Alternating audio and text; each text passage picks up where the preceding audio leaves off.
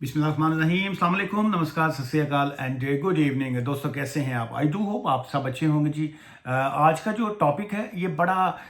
Complicated किस्म का है और इसमें एक तो मैं ये आपको कहूँगा कि बहुत से ऐसे लोग जिन्होंने अपनी एफएलआर की एप्लीकेशंस डाली हुई हैं या वो डालना चाहते हैं, या वो फी वेवर की एप्लीकेशन फाइल की हुई है या वो इस वक्त करना चाहते हैं। सो उनको एक तो पैनिक होने की ज़रूरत नहीं है और उस पर ये सोचना कि हमारा क्या होगा। सो एक तो उस तरफ मत जाइएगा। और उसकी वजह क्या है कि मैं यहाँ पे एक तो सिर्फ आपको इन्फॉर्मेशन दे रहा हूँ, it's not a legal advice. जो है लीगल एडवाइस के लिए आप अपनी सिचुएशन के मुताबिक जो है वो पहले अपना केस जो है वो लाजमी डिस्कस किया करें। अच्छा, अब उसमें क्या है कि क्या ये जो फी वेवर की एप्लीकेशन होती है या आपकी ह्यूमन राइट्स एप्लीकेशन जो एफएलआर जिसको कहा जाता है, क्या ये आपकी एक लीगल एप्लीकेशन है? द आंसर इज यस, ये एक लीगल एप्लीकेशन है। क्या आप इस एप्लीकेशन को फाइल करने के बाद जो है फर्दर कोई और एप्लीकेशन जब फाइल करते हैं तो आपकी 3C लीव जो है ये चलती रहती है? द आंसर इज यस, चलती रहती है। ये जो होती है कि आपका करंट वीज़ा, जो भी आपका करंट वीज़ा होता है, आप उस करंट वीज़े की एक्सपायरी से पहले जब आप फी वेवर की एप्लीकेशन फाइल करते हैं तो आपका कानूनी तौर पे जो आपका करंट वीज़ा होता है उसको कहा जाता है the expiry of any permission extended by section 3C of the immigration act 1971 जो है वो रहती है। लेकिन क्या हर शख्स जो है वो एलिजिबल है फी वेवर अप्लाई करने के लिए? The answer is no. क्या है, कौन एलिजिबल है? वो शख्स एलिजिबल है एप्लीकेशन फाइल करने का जिसने ह्यूमन राइट्स की बेस के ऊपर एप्लीकेशन फाइल करना होती है, या जिसकी ऐसे कुछ सर्कमस्टांसिस हैं कि वो कोई ऐसी एप्लीकेशन फाइल करना चाह रहा है जिसका वो समझता है कि जी वो एलिजिबिलिटी उसकी बनती है और वो एप्लीकेशन को जो है वो फाइल उसकी फाइल करने के बाद वो अपना मेन ह्यूमन राइट्स का केस जो है वो फाइल करना चाह रहा है। इसका जो एग्जैक्ट लॉ है वो मैं आपके सामने पढ़ना चाह रहा हूँ। द रीज़न फॉर आज की वीडियो जो है वो ये है कि बहुत से लोग इस वक्त जिन्होंने अपनी PSW की एप्लीकेशन फाइल की, ग्रेजुएट वीज़ा रूट की एप्लीकेशन फाइल की, और या उसके बाद स्किल्ड वर्कर वीज़ा की एप्लीकेशन फाइल की, लेकिन उन्होंने अपना पिछला वीज़ा एक्सपायरी से पहले फ़ी वेवर फाइल कर दी और फ़ी वेवर जो थी, चाहे वो पेंडिंग थी या उसका फैसला आ गया, उसमें चाहे आपको 10 डेज़ का टाइम मिल गया और उसके बाद आपने नई एप्लीकेशन फाइल कर दी। लेकिन इस वक्त होम ऑफिस जो है बहुत सी एप्लीकेशन के ऊपर उसको as a overstayer consider कर रहे हैं। वो कहते हैं जी आप एलिजिबल नहीं थे और आपका वो टाइम फ्रेम जो है वो जो है हम काउंट नहीं कर रहे हैं। सो दैट्स मीन आप ओवरस्टेयर हो के आपने PSW फाइल किया, आपने ओवरस्टेयर हो के जो है आपने स्किल्ड वर्कर वीज़ा अप्लाई किया। अब हम पहले पॉइंट की तरफ आते हैं कि एलिजिबिलिटी जो है वो क्या है, कि क्या आप एलिजिबल हैं कि नहीं। उसमें जो लॉ क्या कहता है, वो क्या लॉ कहता है, you may be eligible for a fee waiver. आप हो सकता है कि आप फी वेवर के एलिजिबल हों। You are a partner. अब पार्टनर क्या है? पार्टनर का वीज़ा जब आप अप्लाई कर रहे होते हैं, चाहे वो मैरिड पार्टनर है या आपका मैरिज की बेस पे एप्लीकेशन है या आपका अनमैरिड पार्टनर है, उसमें पार्टनर का वर्ड आता है। अच्छा, सेकंड आ गया पेरेंट। जो है आप पेरेंटल रूट के ऊपर आप एप्लीकेशन डाल रहे हैं या आपने एज अ पेरेंट्स, मैं फादर हूं और मेरे बच्चे हैं, मैं बच्चों की बेस के ऊपर अपना एप्लीकेशन फाइल करना चाह रहा हूँ कि मेरे यहाँ पे बच्चे रहते हैं, मुझे बच्चे की बेस के ऊपर वीज़ा दिया जाए। सो पार्टनर आपका आ गया, फिर उसके बाद पेरेंट आ गया, और डिपेंडेंट चाइल्ड जो है, जो बच्चा जो है वो डिपेंड कर रहा है फादर के ऊपर कि जी कि मैं लेट से मैंने 7 ईयर्स चाइल्ड रूट के ऊपर एप्लीकेशन फाइल कर रहा हूँ, या मैं सिटीजनशिप की बच्चा मेरा एप्लीकेशन फाइल कर रहा है, तो क्या उसमें जो है मैं फी वेवर डाल सकता हूँ? उसमें आप डाल सकते हैं। अच्छा, उसके बाद आ गया child of someone who has a family visa. उनके पास फैमिली वीज़े का होना जो है वो मस्ट है। ये फैमिली वीज़ा क्या होता है? फैमिली वीज़ा होता है जैसे किसी को स्पाउस की बेस के ऊपर वीज़ा मिला हुआ है, या किसी को पार्टनर वीज़ा रूट के ऊपर वीज़ा मिला हुआ है, या किसी को ये जो 10 ईयर्स वीज़ा रूट होता है, 2.5 साल वाला वीज़ा मिला होता है, उसके ऊपर जो वीज़ा होता है, और has a permission to stay in the UK on the basis of their private life है। ये जो प्राइवेट लाइफ के ऊपर जो वीज़ाज मिले होते हैं, जिसको नॉर्मली तौर पे सादा ज़बान में इसको 10 ईयर्स वीज़ा रूट जो है वो कहा जाता है। अच्छा, उसके बाद आ गया you have got a discretionary leave जो है, डिस्क्रेशन लीव होता है जो स्वाबदीदी इख्तियारात होते हैं जो होम ऑफिस आपको leave outside the immigration rules की बेस के ऊपर, एक होता है इमिग्रेशन रूल्स, एक होता है आउटसाइड द इमिग्रेशन रूल्स। जब आपको होम ऑफिस जो है आउटसाइड द इमिग्रेशन रूल्स जो है आपको किसी तरह का कोई वीजा ग्रांट कर दिया है on a human rights ground, जो आपके उस ह्यूमन राइट्स ग्राउंड की बेस के ऊपर, where you are refused refugee status, जैसे आपने असाइलम क्लेम किया, आपने रिफ्यूजी स्टेटस के लिए अप्लाई किया, आपका असाइलम रिफ्यूज हो गया, लेकिन उन्होंने आपके असाइलम रिफ्यूजल के बाद आपको ह्यूमन राइट्स की बेस के ऊपर जो है आपको ह्यूमैनिटेरियन प्रोटेक्शन जो है जिसको एचपी कहा जाता है वो आपको दे दी। उसके बाद जो है ये इस तरह की सिचुएशन में एक तो ये है जो आपका बीआरपी कार्ड है, जो बायोमेट्रिक रेजिडेंस परमिट जो कार्ड है आपका, आप उसके ऊपर अपना स्टेटस चेक कर सकते हैं कि जी के आप उस पर एलिजिबल हैं कि नहीं। अच्छा, ये वो मोटी मोटी ग्राउंड्स हैं, ये मोटे मोटे पॉइंट्स हैं जो जिसकी बेस के ऊपर आप फी वेवर एक्चुअल आप अप्लाई कर सकते हैं। अच्छा, उसके बाद फर्दर ये आ जाता है you have a permission to stay in the UK because you are a victim of a modern slavery और human trafficking। जो है आप डोमेस्टिक वायलेंस की एप्लीकेशन जब फाइल करते हैं, मॉडर्न स्लेवरी की एप्लीकेशन फाइल करते हैं, या ह्यूमन ट्रैफिकिंग की बेस के ऊपर जो है आप एप्लीकेशन फाइल करते हैं, वहां पे भी आप फी वेवर की एप्लीकेशन जो है आप उसकी आपकी एलिजिबिलिटी जो है वो बनती है। अच्छा, अब कहाँ पे हम फी वेवर की एप्लीकेशन को वो कहते हैं कि you can not apply for a fee waiver if you can जो है इस तरह की चीज़ें जो कर सकते हैं, जैसे ब्रिटिश सिटीजनशिप की एप्लीकेशन है, या एक शख्स जो है वो उसकी इनकम है 29,000 पाउंड है, या वो अपनी वीज़ा एक्सटेंशन कर रहा है और जॉब भी कर रहा है, उसकी सैलरी थ्रेश होल्ड भी है, और वो कहता है कि यार मैं क्यों एक्सटेंशन के पैसे दूं और मैं क्यों ना मैं फी वेवर डाल दूं, सो वो वहाँ पे आप एलिजिबिलिटी आपकी नहीं बनती। You can apply for a fee waiver if you can not afford to pay the fee, आप फी अफोर्ड नहीं करते because do not have a place to live in the UK, क्योंकि आपके पास रहने की कोई जगह ही नहीं है, तो आप टेक्निकली तौर पे आप होमलेस हो रहे हैं, आपके पास जगह भी नहीं है, तो आप आगे अपना केस कैसे फाइट करेंगे। And you can not afford जो है आप फीस को अफोर्ड नहीं करते, और इस तरह की चीज़ें जो है आपकी मैटर कर रही हैं। या इसमें एक और जो सेकंड जो बड़ा मोस्ट इंपॉर्टेंट पॉइंट आ जाता है उसमें वो ये है कि have a very low income, और लो इनकम ऐसे मुराद ये है कि लो है इनकम, वो इनकम आपकी कम है, और वो अगर आपने इनको पैसे दे दिए होम ऑफिस को या उनकी फीस के, and paying the fee would harm your child well being जो है, सो आप अगर उनको पैसे पे कर देंगे तो मे बी आप का जो रेंट आपने पे करना है घर का, या अपने बच्चों का फूड है, या आपका शेल्टर जो है वो डिस्टर्ब होगा, तो वहाँ पे आप अपनी फी वेवर की एप्लीकेशन जो है को फाइल कर सकते हैं। अच्छा, एक और इसमें पॉइंट आ जाता है कि योर पार्टनर एंड चिल्ड्रन जो है, you can include your partner and children in your fee waiver application if they are applying to join और stay with you in the UK as a dependent. देखिए, ये वाली line जो है इसमें बहुत से लोग कंफ्यूज होते हैं। इसमें क्या है कि if they are applying to join और स्टे इन द यूके, क्या एक शख्स जो है वो पर्सनल इंडिपेंडेंस पेमेंट पे है, डिसेबिलिटी लिविंग अलाउंस पेमेंट पे है, या वो लो इनकम इस तरह की कंडीशन पे है, लेकिन वो चाहता है कि जी उसका पार्टनर उसको ज्वाइन करे यहाँ पे यूके में, जिसको स्पाउस वीज़ा कहा जाता है या अनमैरिड पार्टनर वीज़ा कहा जाता है, तो क्या वो भी अपनी फीस को फी वेवर की एप्लीकेशन फाइल कर सकते हैं even though outside the country? बिल्कुल वो फाइल कर सकते हैं अगर उनकी इस तरह की सिचुएशन होती है। फी वेवर की एप्लीकेशन चाहे वो इनसाइड द कंट्री हो या आउटसाइड द कंट्री हो, और उनका पार्टनर उनको ज्वाइन करना चाहता है, तो स्टिल वो यहाँ पे अपनी फी वेवर की जो है वो एप्लीकेशन को फाइल कर सकते हैं। सो मेन अब ये एक्चुअल इसकी ग्राउंड जो है ये जो इसकी रीजन जो है वो ये आती है। अच्छा, एक और भी इसमें पॉइंट था जी कि application to register a child under 18 as a British citizen जो है, so you can apply for a fee waiver if you are under 18 and are eligible for a British citizenship के लिए आप अप्लाई करते हैं। वहाँ पे भी जो 18 साल से कम उम्र के बच्चे जो हैं वहाँ पे भी आप फी वेवर अप्लाई कर सकते हैं। अच्छा, इसकी और भी बहुत सी डिटेल्स आ रही हैं, लेकिन इसका जो मेन मकसद आज मैं बात करना ये चाह रहा था, देखिए अगर आप इस वक्त स्टूडेंट वीज़ा के ऊपर हैं और आप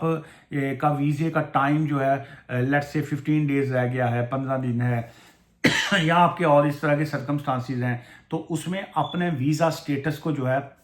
वो ख़राब मत कीजिए। अगर आपके कोई सर्कमस्टांसिस ऐसे हैं तो आप जो है अपने यूनिवर्सिटी या होम ऑफिस या बाकियों से अपनी सिचुएशन को डिस्कस कर सकते हैं। लेकिन टेक्निकली तौर पे क्या है, मैं आज एक रिफ्यूज़ल को जो था मैं पढ़ रहा था, और उसमें 2-3 चीज़ें जो थी, ये आज की लेटेस्ट अपडेट है, 28 जनवरी है आज, और मैं ये जो बात आज कर रहा हूँ इसका पुरानी वीडियो से या पुरानी चीज़ों से कोई ताल्लुक नहीं है। अगर आपने पहले से कोई इस तरह की एप्लीकेशन फाइल की थी तो इसका मतलब ये नहीं है कि जी कि वो आज की वीडियो को पुरानी चीज़ों से आप नथी करें। बहुत से लोग जो हैं वो एक दिन कोई साहब सन वो आज से मेरी कोई 5-6 साल पहले की कोई वीडियो उठा के ना वो कहते हैं जी वो आप तो कह रहे हैं कि वो उस ज़माने में पता नहीं कोई ये जैसे IHS की फ़ीस है ये पहले 624 पाउंड होती थी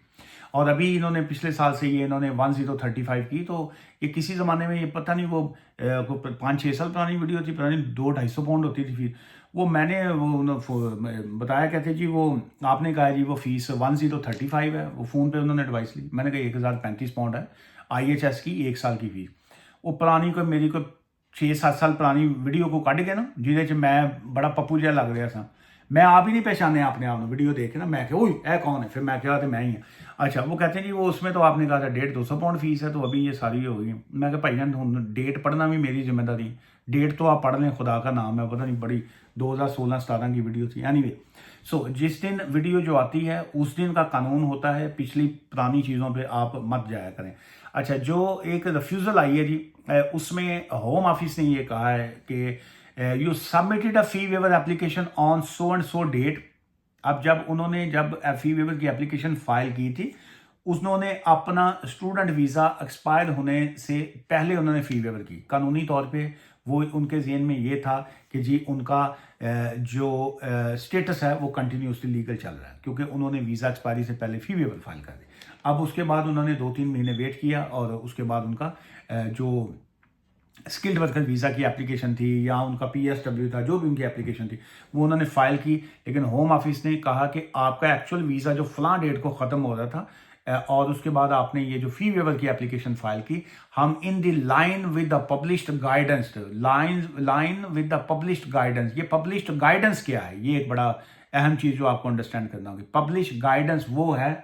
जो मैंने अभी ये वीडियो स्टार्ट करके ये जो सारी मैंने बला किया है ना जी, ये सारा ये गाइडेंस है, उनकी पब्लिश्ड गाइडेंस है जो होम ऑफिस ने अपनी गाइडेंस दी है। उसमें यह है कि your previous leave has not been extended under section 3C of the immigration act 1971 जो है, अगर आप इन चीज़ों से हट के अगर आप एप्लीकेशन आपने फाइल की है तो आपकी जो 3C लीव है वो कंटिन्यूस नहीं है, वो ब्रेक है। फिर वो published guidance for a fee waiver application state regardless of whether the fee waiver request is granted और रिफ्यूज्ड, दोनों वर्ड आ गए कि ग्रांट की गई है या रिफ्यूज गई है। The applicant will be benefit from 3C leave if the permission application that is submitted is the one of the which the fee waiver request was made, कि जिस वो उस काम के लिए थी ये जो गाइडेंस थी तो हम उसको एक्सेप्ट करेंगे। अदरवाइज जो है submission of the further fee waiver request within a 10 working day window will not extended the applicant 3C leave. यहाँ पे एक और ये भी बड़ा सॉलिड पॉइंट है जो मैं आपको करना चाह रहा हूँ। इस पर भी एक दिन को साहब थे, उन्होंने कहा जी वो मैंने तो 3-4 मरतबा अपनी फ़ी वेवर करता रहा हूँ, चूँकि जब भी रिफ्यूज़ल आती थी मैं उसके बाद 10 डेज़ के अंदर जो है मैं अगली एप्लीकेशन फाइल कर देता था क्योंकि उसके अंदर लिखा हुआ था कि जी के you can submit another application. So नहीं, ये इसमें होम ऑफिस ने कैटेगोरिकली एंड वेरी क्लियर जो है वो लिखा है द परमिशन एप्लीकेशन जो है that is submitted is one of which the fee waiver की सेकंड टाइम एप्लीकेशन जो है submission of a further fee waiver request within the 10 working day window will not extend the पिछला वो जो applicant वो break कर जाती है। सो सेकंड फी वेवर जो है पिछली आपकी फी वेवर की एप्लीकेशन को कट मार देती है, पूरा उहदे ते चला देंदी। आरा नहीं होंदा वड्डा लकड़ वाला जड़ा सा था, मैं वो एक मतलब एक गांव में गया तो मैंने वहाँ पे देखा, मैं बड़ा हैरान हुआ। मैं क्या वो अभी भी वहाँ पे आरे चलते हैं पंजाब साइड पे, यहाँ पे तो मशीनरी सिस्टम ही बड़ा चेंज हो गया। अच्छा एनीवेज सो ये इस तरह की आजकल सिचुएशन आ रही है। सो अगर आपका इस तरह का मैटर हो तो आपको क्या आपके पास लीगल राइट आ जाते हैं। अब हम आते हैं ये जो अगला इसका पॉइंट है रेमेडी की तरफ जो है। अच्छा एक तो ज़हन में रखिए कि इस तरह की जब आपकी रिफ्यूज़ल आती है तो नॉर्मली वो आपको 14 डेज़ का टाइम फ्रेम देते हैं कि आप 14 दिन के अंदर 14 डेज़ के अंदर आप एडमिनिस्ट्रेटिव रिव्यू के लिए जो है आप जा सकते हैं। अगर आप समझते हैं या आपके पास कोई ऑप्शन है या नहीं है, ऑप्शन तो नॉर्मली होता नहीं है बंदे के पास, तो आपको एक तो वेस्ट टाइम नहीं करना चाहिए। Don't waste your time. 14 days के अंदर जो है अपना एडमिन रिव्यू को जो है लाजमी फाइल करें, डिस्कस करने के बाद, एडवाइस लेने के बाद। अच्छा उसके बाद एक जो मैं ये समझता हूँ कि पैराग्राफ जो 39E है ये जो इमिग्रेशन का जो पैराग्राफ 39E है, इसके ऊपर मैं कल वैसे टुमारो मैं तफसील से बात करूंगा, लेकिन इसका द बेसिक थिंग इज कि क्या in the UK in the breach of immigration laws except that was a paragraph 39E applies, that period of overstaying will be disregarded. क्या आपका अकॉर्डिंग टू 39E जो है, आपका जो ये ओवरस्टेड का पीरियड था, क्या वो आपका लीगल था या नहीं? क्या आपने अपना वीज़ा ख़त्म होने से पहले, आपने before the expiry of your current valid visa जो है, आपने एक एप्लीकेशन फाइल कर दी? अब डिपेंड करता है ना कि आपने वो फी वेवर की एप्लीकेशन क्यों फाइल की। अच्छा, बाय लॉ कानूनी तौर पे ये है कि अगर आपका वीज़ा एक्सपायरी से पहले आपने जो है एप्लीकेशन को फाइल कर दिया, कोई सी भी एप्लीकेशन को फाइल कर दिया, तो आपकी 3C लीव जो है वो कंटिन्यूसली रहती है। लेकिन अगर इस तरह की सिचुएशन में अगर वो आपकी रिफ्यूज़ल देते हैं या वो कहते हैं हम नहीं मानते, मैं इस दस्तूर को, इस कानून को मैं नहीं मानता, अगर वो ये कहते हैं तो फिर आपके पास ये एक राइट होता है कि आप उनको बताते हैं कि पैराग्राफ 39E जो है वो ये कहता है कि जी कि मैंने लीगल टाइम के ऊपर एप्लीकेशन फाइल की थी, लेकिन साथ साथ जो है ये जो इमिग्रेशन रूल्स के मुताबिक ये जो इनकी गाइडेंस जो थी वो मेन होम ऑफिस का फोकस जो है वो इसी चीज़ के ऊपर है। और आज की इस वीडियो से मुझे इजाज़त दीजिए इसी पॉइंट के साथ कि सिस्टम जो होता है जब लोग इसका अब्यूज़ करते हैं, जब उसका मिसयूज़ करते हैं, तो बहुत से जो सादा लोग होते हैं जिनका वाकई सचमुच में कोई इश्यूज़ होते हैं। जैसे मेरी अगर आज 28 जनवरी है और मेरा वीज़ा जो है वो 30 जनवरी को ख़त्म हो रहा है, लेकिन मुझे मेरा रिज़ल्ट मिलेगा या मेरा कॉर्स मुझे मिलेगा जाके, मुझे 5 फ़रवरी को मिलेगा या 20 को मुझे मिलेगा, मेरे पास 15-20 दिन है, तो मैं चाहता हूं कि मैं 15-20 दिन किसी तरीके से जो है मैं लीगल गुजार लूं। तो अब उस लीगैलिटी को में रहने के लिए जो है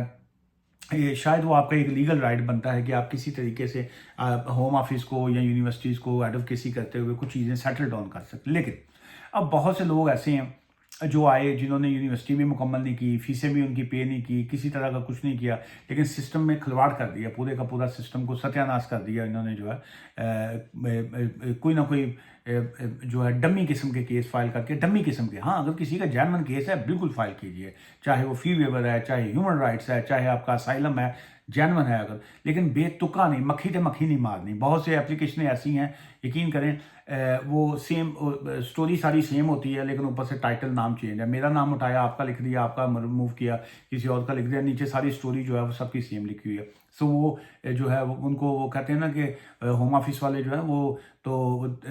मजबूम भांप लेते हैं लिफाफा देखकर, उनको तो लिफाफा देख के पता चल जाता है कि इसके अंदर क्या लिखा होगा। आज की इस वीडियो से मुझे इजाज़त दीजिएगा, दुआ में याद रखिएगा। ठीक है, बाय फॉर नाउ।